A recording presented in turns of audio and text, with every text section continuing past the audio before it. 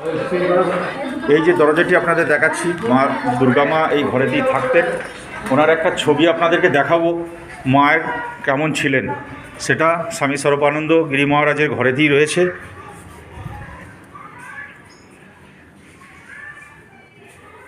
মায়ের এখানে নেই না? আচ্ছা, পরবর্তী সময়ে আপনাদেরকে মায়ের ছবি কাদার আশ্রমে আছে, আমি আপনাদেরকে দেখাবো। এটা স্বামীজির থাকার ঘর, ওনার বিছানা। এবার গুরুদেবের শয়নকক্ষটাকে আপনাদেরকে দেখাবো। এই দেখুন, শয়নকক্ষটাকে দেখাতে হলে সেই রাজা ভাইয়ের কথা বলেছিলাম আপনাদেরকে, নারকগ্রাম আশ্রমে, সেই রাজা ভাইয়ের পিছনে পিছনে আমি চলেছি। গুরুদেবের শয়নকক্ষ আপনাদেরকে দর্শন করাবো। মন প্রাণ ভরে আপনারা এই ওম হোম ক্লিং আর ক্রিং এই নাম জপ করুন, এই নামকে ভজনা করুন।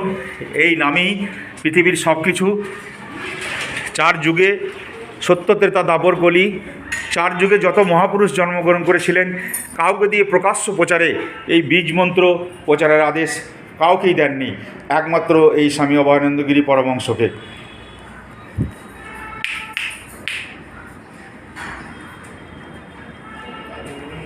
গুরুদেবের শয়নকক্ষটা আপনাদেরকে একবার দেখাই।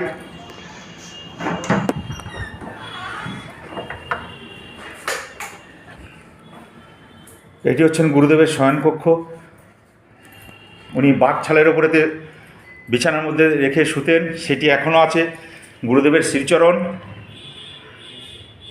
এখনও মজুদ। গুরুদেব এই জায়গাতেই পুজো অর্চনা করতেন।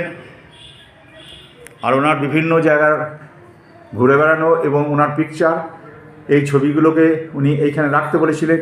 আপনাদেরকে একটা আশ্চর্য জিনিস দেখাই। একটি পেনের অঙ্ক দিয়ে ওম হোম ক্লিং ক্রিং এই শব্দটি কি সুন্দরভাবে লেখা রয়েছে দেখুন। যে শিল্পী এটাকে তৈরি করেছিল, আমি তাকে ধন্যবাদ দিই যে তার মস্তিষ্ক প্রসূত এই অঙ্কন সত্যি অসাধারণ।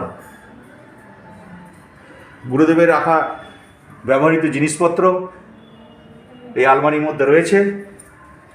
উনি এই ছোট্ট সোফার মতো চেয়ারটাতে বাইরে বসতেন। ওনার আসন, ওনার কাপড় চোপড়, ওনার আরও বস্ত্র বিছানার ওপর রয়েছে, বালিশ পাশ বালিশ সব কিছু রয়েছে। এইখানে এখন ওনাকে পুজো অর্চনা করেন আমাদের মহারাজ। সাইডে বাথরুম, এই দিক দিয়ে দামোদরের মন্দিরের উপরে ওঠা যায়, আপনাদেরকে অলরেডি দেখিয়ে দিয়েছি।